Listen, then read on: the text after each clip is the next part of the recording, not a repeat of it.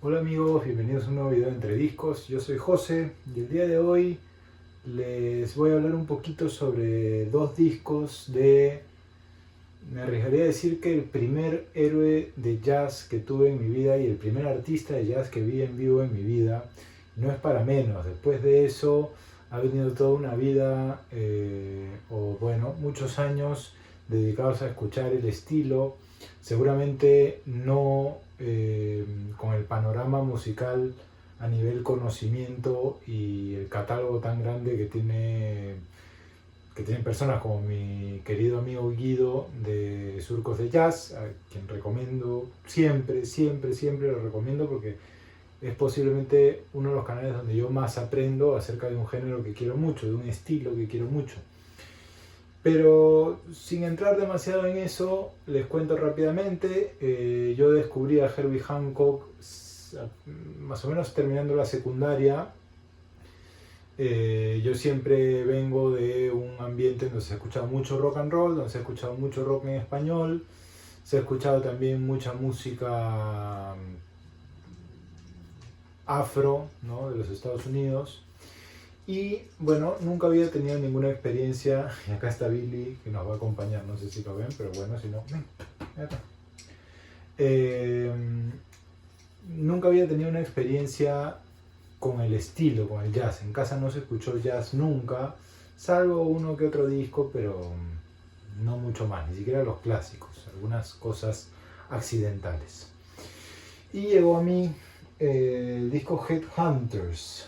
Amigos del colegio, quienes yo quiero mucho, me hicieron llegar este disco, desde luego no en esta versión, sino un archivo de audio en MP3. Y cuando escuché Chameleon me quedé hipnotizado para siempre. Dije, ¿qué es esto? ¿De dónde viene? Sobre todo por el groove. Entonces vamos a hablar un poquito de estos dos discos, un poquito del Headhunters y del Thrust, que son dos discos que yo amo. Tuve la suerte de ver al maestro Hancock la única vez que ha venido a Lima, que tocó además con mi héroe personal, Vinny Colaiuta, para mí el mejor baterista de todos los tiempos. Sin más, vamos a hablar de estos discos, ¿ok? Bien,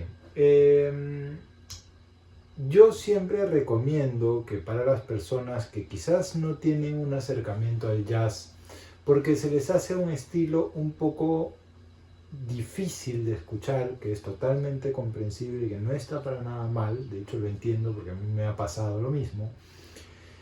Un buen punto de partida podría, no necesariamente tiene que ser, ojo, porque hay que tener responsabilidad cuando decimos esto, pero un gran punto de partida podría ser acercarse a las fusiones con músicas que nos gustan, ¿ok? Por ejemplo, a mi abuela, le gusta mucho la música académica y me acuerdo que uno de los discos que me recomendaba relacionados al estilo del jazz era un disco que se llamaba Play Bach, que era, no me pregunten ahorita el artista, no me pregunten ahorita, pero era la música de Johann Sebastian Bach interpretada o rearreglada en formato de trío, en formato de jazz, ¿verdad? Bien, si nos gusta el rock, si nos gusta la psicodelia, tenemos discos como Beaches Brew, que es muy experimental, muy psicodélico, muy pegado al avant-garde, pero psicodélico, de todo este periodo de los años 60, finales de los 60, principios de los 70. Pero incluso eso es complejo de procesar, digamos, son temas de veintitantos minutos, piezas muy elaboradas y muy libres también. Y entiendo a las personas que no entienden y que no les gusta, pero sobre todo que no entienden, que no lo pueden digerir, es totalmente comprensible. No lo estoy diciendo como que somos más ignorantes o menos ignorantes al entender o no entender o al gustar o no gustar del jazz, porque se ha malentendido eso y se ha vuelto un estilo de élite, lamentablemente. Y creo que la intención de algunos de nosotros es precisamente acercar estos discos o estas músicas a las personas. Bien, vamos a hablar sobre esto. Herbie Hancock hacia los años 70 ya venía siendo un referente del estilo, ya había grabado discos como líder en Blue Note, ya había tocado en el quinteto de Miles y había tocado con Miles Davis durante un buen tiempo, luego lo va a reemplazar Chick Corea y todo esto, y ya va a tener una discografía interesante de exploraciones sonoras. Sin embargo, el año 73 sorprende con el disco Headhunters, este disco que está aquí, que además la tapa es una locura. El jazz ya se había acercado hacia géneros como el rock psicodélico, ya lo dijimos, pero era tiempo que se amigue con un estilo más familiar, ¿ok? Y quizás ese estilo, sobre todo entendiendo el contexto, estamos hablando del año 73, ¿ok? Ese estilo era el funk, ¿ok?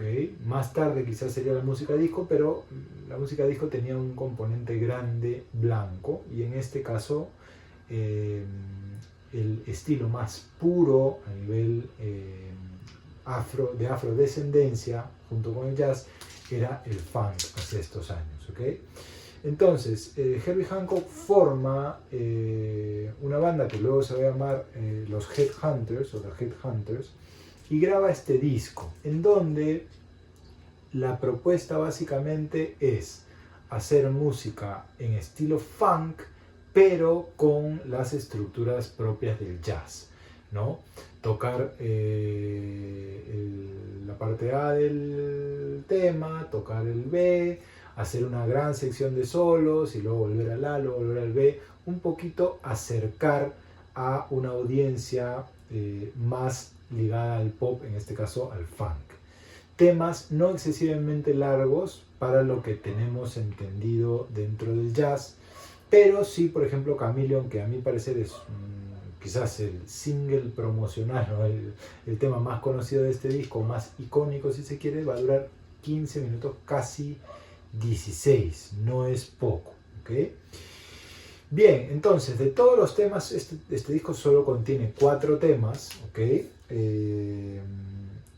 Destacan todos, me arriesgaría a decir, pero sobre todo la cara A, Chameleon y Watermelon Man. Watermelon Man ya había sido grabado por Herbie Hancock en el periodo del Blue Note, ¿ok? Cuando grababa para Blue Note. Esto es lanzado para el sello de Columbia, ¿ok? Es un disco lleno de groove, para los que les gusta el funk, para los que les gusta la música disco, para los que les gusta el soul y toda esa onda medio James Brown, bueno, Aretha Franklin un poco después, incluso la música disco, ¿no? Todas estas cosas más hacia finales de los años 70 o segunda mitad de los años 70. Este es un buen disco para iniciarse en el mundo del jazz y entender de qué va un poco el estilo, de cómo la improvisación va a ser quizás el lenguaje primario dentro del jazz, pero no solo la improvisación, sino también el desarrollo del tema, ¿verdad? Así como, por ejemplo, yo en un video les toco, ok, hoy día vamos a hablar sobre este disco y luego desarrollo el tema, ok, el jazz está lleno de eso, es parte del lenguaje y es parte de las estructuras que para los oyentes y para los intérpretes de jazz se sobreentiende. Pero para una persona que viene de escuchar música popular, más desde el lado pop, quizás es un poco más complicado eso, ¿verdad? Bien, este es un disco, la verdad que precioso, es un disco increíble, en donde además tenemos a Herbie Hancock experimentando con sonoridades. Sacamos al pianista de jazz para presentar al tecladista de jazz, me arriesgaría a decir, en donde posiblemente va a reemplazar el piano por un Fender Rhodes, donde posiblemente va a empezar a utilizar el clavinet, va a empezar a utilizar el ARP, el Odyssey y el Pro Soloist, sintetizadores, ¿no? Básicamente es una transformación muy similar para los que me están viendo, queridos hermanos de Argentina que son fanáticos del rock argentino, muy similar a lo que pasa con Charlie en el año 74 cuando graba Instituciones. De hecho, cuando Herbie Hancock visita Argentina, Charlie le hace llegar, o el equipo de Charlie le hace llegar, me parece que 2 discos, uno de esos es Instituciones y el otro de esos es Películas de la máquina de hacer pájaros. Tiene esta onda muy groovera, muy hacia adelante, muy negra, ¿por qué no decirlo? Sin que se tome como un acto de racismo, desde luego, pero reconectando con un estilo más hacia la parte rítmica, priorizando la parte rítmica que el desarrollo de repente armónico excesivo. Desde luego se van a utilizar instrumentos y esto es una buena incursión que ya habíamos visto en algunos otros discos, como ya dije, experimentales del estilo. Principalmente instrumentos de percusión, ¿no? En este caso van a haber algunos instrumentos que se utilizan en la música brasilera, como el agogó, la cabaza, algunos que vienen más de la parte afro, de la parte africana, como el shekere, el zurdo también se usa mucho en la música brasileña, en la batucada, ¿no? Y quizás una de las cosas más interesantes es que se utiliza, la introducción, la primera parte de Watermelon Man, tiene como unas flautitas, que no son flautas, en realidad son botellas de cerveza. Hay un video muy chistoso que voy a ver si lo encuentro y lo dejo acá, pero si no, búsquenlo, de 4 tipos a una mesa haciendo la introducción de Watermelon Man. Algo así se hizo para grabar esa introducción, ¿verdad? Pero bueno, eso es. Solamente para hablar de versiones muy rápidamente, esta es la reedición de Analog Productions desde las cintas analógicas originales. Es cara, porque debe estar rondando los 40-45 $, si es que se consigue. Creo que hay una de 45 revoluciones por minuto, pero yo tengo una de 33 porque ya dije, prefiero siempre la de 33 y es la gloria. No creo que se consiga una versión mejor, moderna, reedición, remasterización de esto. Esto me parece que está cortado por Bernie Grundman o por Kevin Gray, si no me equivoco, pero deshácenme, por favor, no voy a abrir el disco porque la verdad que si no nos quedamos acá 20 horas más. Bien, a este disco le sigue el que, en mi opinión, es quizás el mejor disco de Herbie Hancock con esta formación, salvo que va a cambiar de baterista, es cierto, pero que es el disco Trust, ¿ok? Es cierto que después de Headhunters, Herbie Hancock va a sacar un disco que se llama Dedication, pero que es un concierto en vivo en realidad y que no está planificado como álbum, en un entorno controlado. Después, quizás la segunda parte de Headhunters va a ser el Trust. Un disco al que yo le tengo un cariño especial, pero muy muy especial, porque tiene algunos de los temas de Herbie Hancock que a mí más me gustan. Es un disco muy baterístico, para los que les gusta la batería y les gusta el groove en la batería especialmente, algo que tenía mucho James Brown y que creo que acá se desarrolla y se logra, incluso mejor que en el Headhunters, de la mano del señor Mike Clark, es en este disco, en el Trust, ¿okay?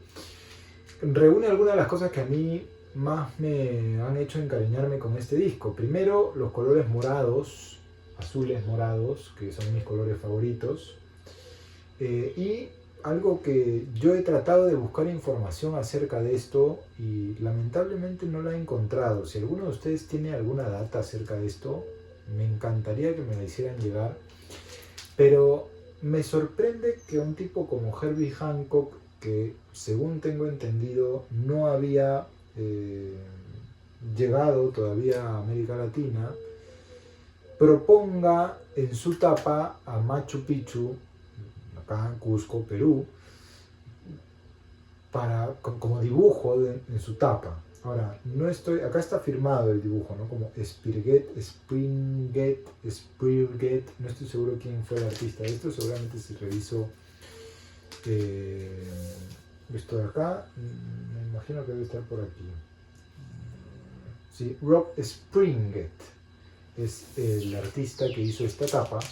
No sé si es una cosa del artista o si Herbie Hancock le dijo, bueno, hazme una tapa y quiero llegar a Machu Picchu con la luna detrás, una cosa muy espacial, porque además Herbie Hancock está pilotando una nave espacial aparentemente con unos sintetizadores. Es una belleza la tapa.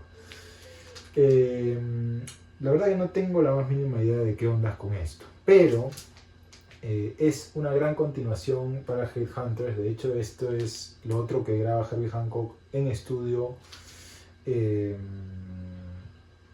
con los Headhunters, pero ya con Mike Clark tocando la batería, y a mi parecer es una mejor formación que la primera formación de Headhunters, que luego ya haría sus cosas de forma independiente y apoyarían con Herbie Hancock en algunos discos de tanto en tanto, ¿okay? Temas como Palm Grease y Actual Proof son quizás dos de los temas más conocidos de Herbie Hancock. Por eso me arriesgaría a decir que es incluso hasta más, debería ser más icónico este disco, pero ha quedado lamentablemente un poco en el olvido, pienso. Y Butterfly, por ejemplo, incluso Spanka Lee, son temas que me arriesgaría a decir que son todos icónicos, todos entran dentro de el repertorio que generalmente propone Herbie Hancock, incluso hasta el día de hoy, en los pocos conciertos que da actualmente. La verdad que es un disco precioso. Me hice de esta copia, como ya vieron en algunos videos anteriores, ahora en el viaje. Este es un Pitman Pressing que está 10 puntos. 10 puntos, 10 puntos. La tapa está un poquito despintada, es cierto, no está en el mejor estado. Además no es un empaque de cartón común de los años 70, no es tipo tip-on, es cartón y ya. Fíjense esta contratapa, fíjense estos tipos, ¿no? Claro, cuando tienes en la contratapa unos tipos así, sabes que el disco va a estar bien, ¿no? No debería salir nada mal, pero bueno. Es un Pitman Pressing que está impecable, está muy bien y suena glorioso. Yo muchas veces estuve a punto de comprar la reedición que me parece que Music on Vinyl sacó, pero felizmente no lo hice porque conseguí esta a un muy buen precio. En promedio de $15 no son discos que cuesten tanto, pero hay que saber encontrarlos en buen estado y este está muy bien. Entonces, bien, ¿por qué estoy hablando de estos discos? Primero porque me provoca y porque creo que son dos discos que pueden ser un buen inicio para cualquiera que quiera iniciarse en el mundo del jazz, para cualquiera que quiera iniciarse también en el mundo del funk, ¿por qué no? Y porque pienso que Herbie Hancock no solo va a lograr un hito en su carrera y en su discografía y en su catálogo con estos dos discos, sino que además va a lograr cambiar el lenguaje del jazz, desde luego, de la mano de muchos otros colaboradores. Herbie Hancock no inventa el jazz funk, pero es uno de los impulsores. Y me arriesgaría a decir que las ramas que han logrado sobrevivir al jazz en la actualidad, más allá de que existan los big bands, que todavía hayan caminos como Michel Camilo, como por ejemplo en el Latin Jazz, ¿no? Que después también ha estado Chick Corea en plena actividad, lamentablemente falleció en la pandemia, que todavía siga Herbie Hancock en actividad, que hayan algunos pocos. Yo creo que si algo logró sobrevivir al jazz a partir de los años 70 es el funk, es el jazz funk. Y propuestas como por ejemplo lo que hace Snarky Puppy, que es cierto, ellos agarran mucho de toda la música mundial. Yo creo que sin estos dos discos, Snarky Puppy no sería una posibilidad. A mí en lo personal no me encanta Snarky Puppy, no los iría a ver, bueno, no importa. Muchos me darán la contraria con razón seguramente. Son virtuosos y son grandes músicos y sé que suenan muy bien en vivo, pero no es lo que me gusta. Pero bueno, si hay algo del jazz que ha logrado sobrevivir más allá de los discos y de la revisión exhaustiva de catálogos, es gracias al señor Herbie Hancock con estos dos discos.